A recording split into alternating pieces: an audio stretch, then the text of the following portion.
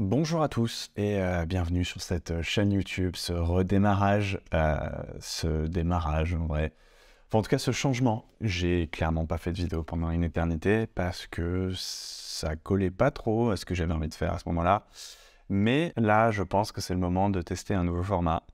Un format dans lequel je vais essayer de vloguer, enfin, vous partager, documenter avec vous en fait un projet que j'ai envie de monter. En fait, en tout cas, trouver ce projet et monter progressivement le projet et vous aider à voir comment je fais pour passer d'un projet qui démarre, en tout cas d'une idée que j'ai pas encore, à un projet qui peut ramener de l'argent.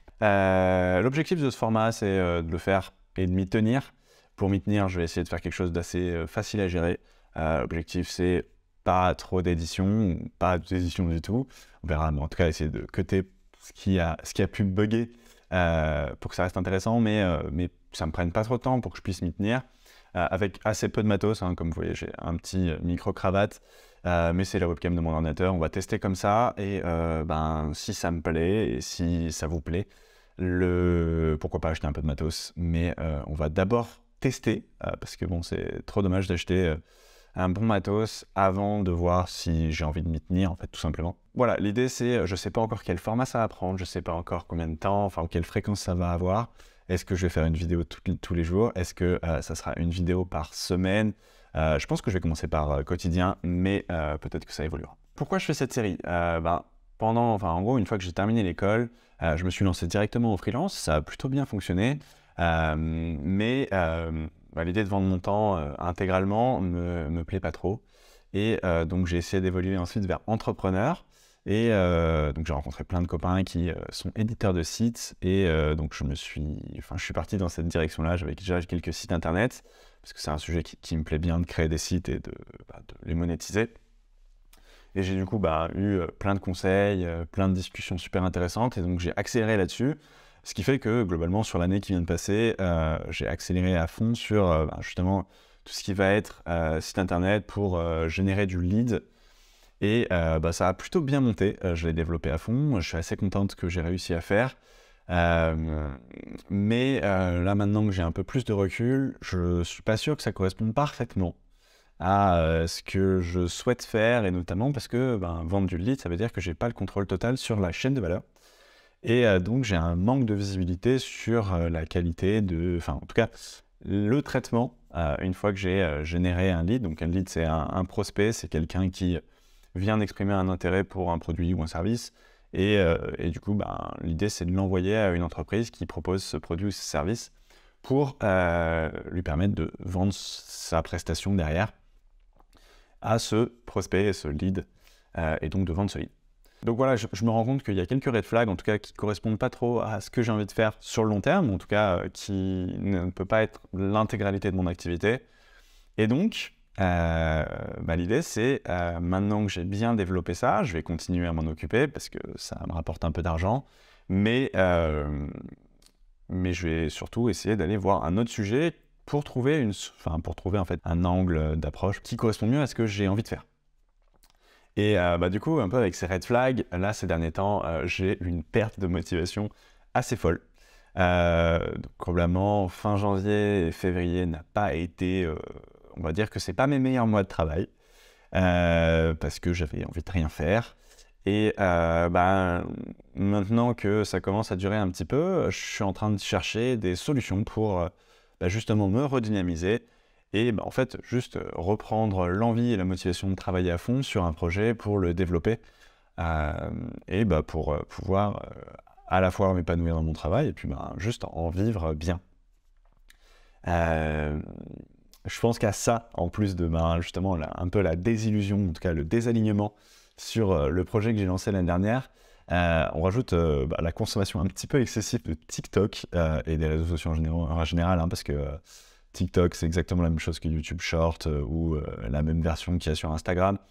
C'est construit pour lobotomiser notre cerveau, concrètement. Ces pics de dopamine toutes les 30 secondes, ça nous excite énormément. Et derrière, en fait, c'est compliqué avec la vitesse de vie normale de la vraie vie, d'avoir autant de dopamine de générer, et donc potentiellement une démotivation. Et j'ai un peu l'impression que ma surconsommation de ce réseau social a peut-être un petit peu impacté justement ma motivation. Donc là, depuis début de la semaine, j'ai absolument, complètement désinstallé tous les réseaux sociaux. J'ai désinstallé TikTok, j'ai désinstallé Facebook, Instagram, j'ai désinstallé Twitter, enfin bref, j'ai tout désinstallé. Il y a juste YouTube qui est de base sur mon téléphone et qui ne veut pas être désinstallé, donc j'ai installé une application qui me bloque l'accès à YouTube. Parce qu'on ne peut pas désactiver juste la partie short, donc il faut trouver une solution alternative et la solution c'est de me bloquer l'accès. Et si je veux avoir une vraie vidéo longue qui me propose du contenu pour me former, ça je vais sur l'ordinateur. Mais voilà, l'objectif c'est d'arrêter la satisfaction instantanée pour me remotiver et me permettre de redevenir très productif comme je l'étais à un moment. L'objectif de cette série, je vous l'ai dit au tout début, ça va être de trouver un projet.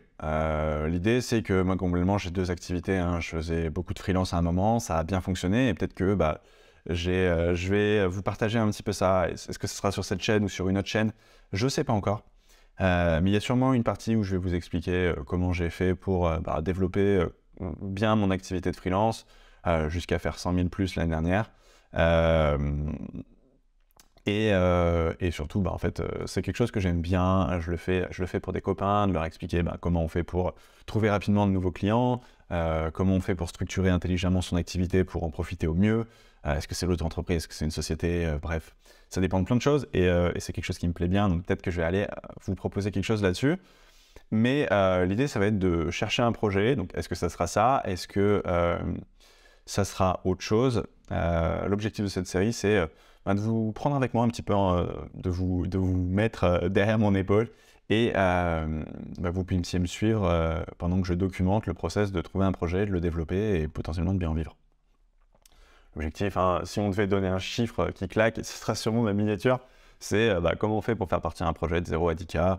C'est l'objectif. Et est-ce que ça sera un projet pour 10K? Est-ce que ça sera plusieurs projets?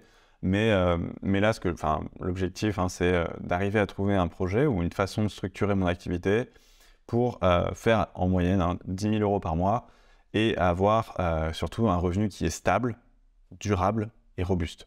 Donc ça veut dire pas trop dépendre d'un partenaire, d'un client unique, pas dépendre du tout, parce que ça ne correspond pas du tout à ces critères-là, pas dépendre d'un canal d'acquisition unique, bref, d'avoir quelque chose qui soit est splitté en différents projets qui sont indépendants, soit avoir un projet qui a une robustesse par son acquisition, par sa capacité à rendre service assez forte, mais voilà, arriver à monter à 10 000 mensuels, ce qui permettrait en fait, que s'il y a un quart ou la moitié du chiffre d'affaires qui tombe, ça soit pas fun, mais ça soit pas dommageable pour justement la capacité à avoir une qualité de vie qui est agréable.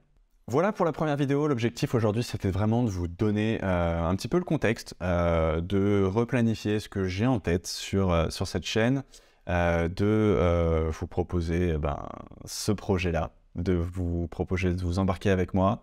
Et je pense que demain, il y aura une nouvelle vidéo qui sort dans la foulée. Je ne sais pas si ça sera quotidien, mais demain, en fait, on va demander à un outil qui a beaucoup été parlé, dont beaucoup de gens ont parlé, qui est ChatGPT. Ça a fait je pense que vous en avez entendu parler. Si vous n'en avez pas entendu parler, on verra ça demain ensemble.